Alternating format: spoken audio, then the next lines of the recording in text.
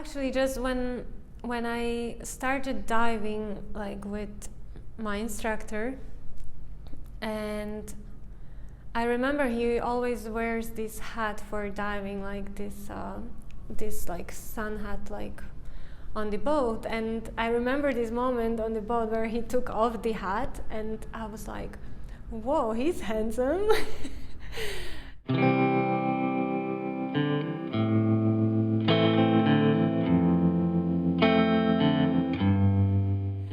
And I believe that was the moment, but also at the same time I just got like out of like a long relationship, and I was like super excited to be single.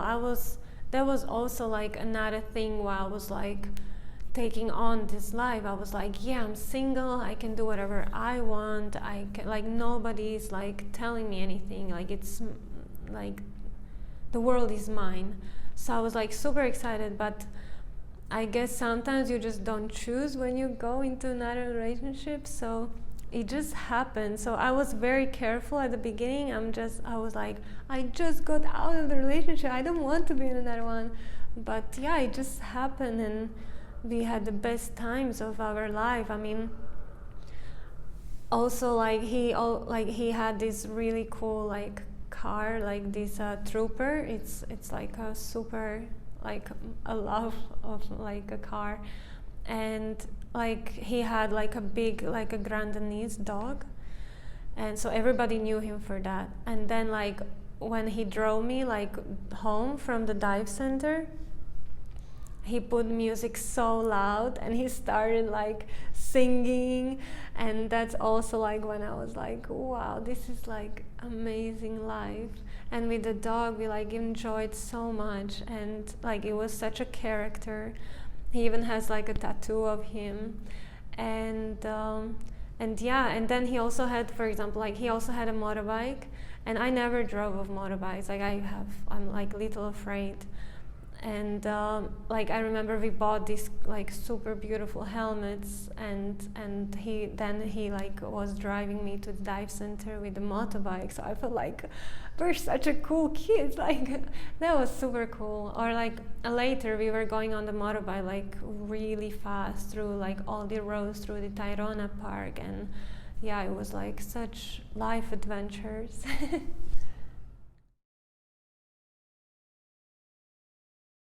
Like I cannot describe the fear at the beginning. Like the first months of pregnancy are crazy. Like you just worry about everything. I couldn't wait to buy the Doppler so I can listen to the heart as much as I can, but as in the safe frequencies. But yeah, it was crazy, crazy scary. Like I almost like forget about it, but sometimes now I look at him and I think of these moments, how worried I was about him when he was in the belly and he was beginning to grow. But he grew into like a very, very strong boy, and I was the most impatient mom ever. Like when I already expected him like 1 month early, and like now I understand what it means to like have the baby like fully like developed and wait till 40 weeks. But back then I thought, I read somewhere, right, on internet that 37 weeks is like, okay, he's fully developed, he can come. So I was like, okay, 37 weeks, you can come now. And yeah, it doesn't work like that. But thankfully he waited. Exactly, I think he came like 1 day before 40 weeks. But thankfully he waited, but I was super impatient. He was already so low that he was like pressing on my nerve. And like I walked, so I mentioned I walked the hills till 9 months, but the last 2 weeks I could not even turn in bed. I could not even walk. He was so strongly pressing on my nerve that I couldn't even move. But still through this, I like at the end of the day, like I turned on music and I walked in the apartment so like fast from one side of the apartment to the other. And walk, and I was like, today's the day. Every day we woke up, I'm like, today's the day. And yeah, but he took his time, perfect on time he came. And yeah, it was super quick. My water broke at home, and we went, and in like 4.5 hours he was out. And it was like I was alone basically doing it because they don't let like men here in, and there was just a doctor and a nurse, and it was all very like very quick. I love it. And I was like approaching in this way. I'm like, it's going to be quick and quick. I knew it's going to be painful, but I had no idea about the kind of pain yet. But yeah, I thought I cannot do it. I was like on the table screaming like, I cannot do this anymore. And the doctor's like, yes, you can. And yeah, that moment when he came out is the most amazing moment of my life. And like there is not enough like words to describe this. Like you'll never know until like you live it. And that moment, like that pain, like you think that never again, but that moment, and after the next day when you try to play that moment in your head, you just like you want it again. And since then it's just like I want a movie of that day. I want to rewatch it and relive it every day of my life.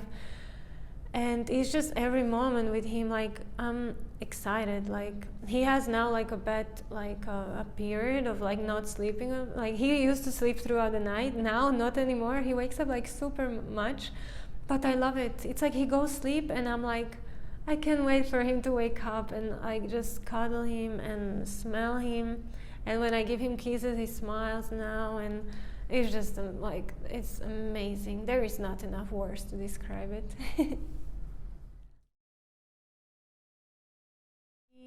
So we were like diving together, right? I was doing my course, and we were like, okay, one day we open our dive center. And then it just things got together, and we're like, okay, let's do it now. We start like it seemed crazy, but we started slowly looking for a boat and looking for a place, and we're like, okay, let's go buy equipment to Cali. So we made a big road trip, like 3,000 kilometers around Colombia. It was amazing. With our granddad's dog, and yeah, we just like a road trip to buy equipments, and we spent like the most beautiful times. It was also amazing like time for me to get to know Colombia. And we opened a dive center in Palomino. So it's like a little village, like 100 kilometers from around 100 kilometers from Santa Marta, behind it Tayrona Park. And so there is many dive centers in Santa Marta. We dove in, we met each other in Santa Marta. This is where we dove. But we're like, there is no dive centers in Palomino.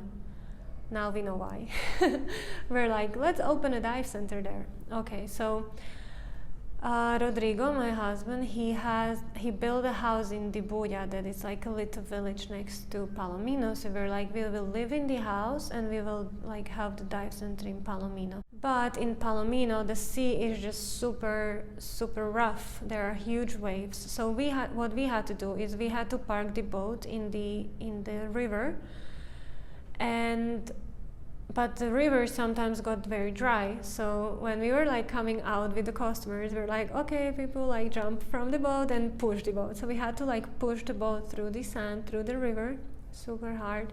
And then as we were like coming out of the river, like where the river meets the ocean, like at the mouth of the river, there were just like sometimes like trees, fallen trees or palm trees, and super hard like a current that took us like out. So we had to like quickly jump on the boat, and then there were like few waves we had to go through to get out in the ocean. And once we were like there, I always thought like, oh my god, this is so crazy, and there's no way back. So it was super hard and so adventurous and like amazing. But then we thought like, we cannot do this for a living. It's very fun, but not when you have to do it every day, and when your belongings are in risk, right? So we decided, we got to know about Tolu, Santiago de Tolu, and the Islas de San Bernardo, that it's a very beautiful place to dive. So we are very crazy, both of us. So we just, in 1 week, we packed everything into a car, trailer, boat, and we packed everything, and we're like, okay, we're moving.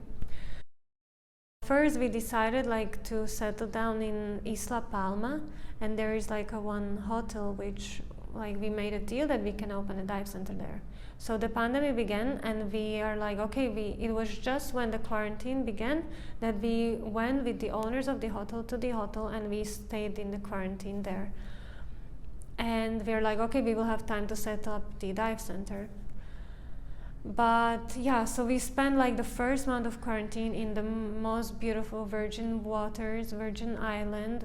It's actually like an island where like it used to be a zoo, and then after the zoo they just let the animals like free. So the animals were like running around the island. Beautiful nature, animals, sea, so the best quarantine ever. But after a month, like things got like difficult, and we had to leave, and we're like, okay, this is not going to be just a quick pandemic, this is a big thing. So we had to return back to land, because in the island there was started to be like no water, no electricity. So that was really difficult conditions. So we returned back to land, back to Toulouse, and we thought we will open a dive center there. But as the pandemic and the quarantine continued, gave us more and more time to think, and at the end we decided to come back to Santa Marta, where we began. But all of this was like amazing adventure, and this dive center was really built like we really thought about it very well, where to like settle down, and we also tried it. And now that I look at the things like back, it's just like I could be more chill about it. It's like when you're in the moment, you try to make it work and try to work really hard, and then when it goes, you're just like, oof, like this was not meant to be, and like that's why it didn't work. But like now where we are, that feels like right, and it just like you don't know until you try it. So it was all like amazing experience and amazing like adventures we had.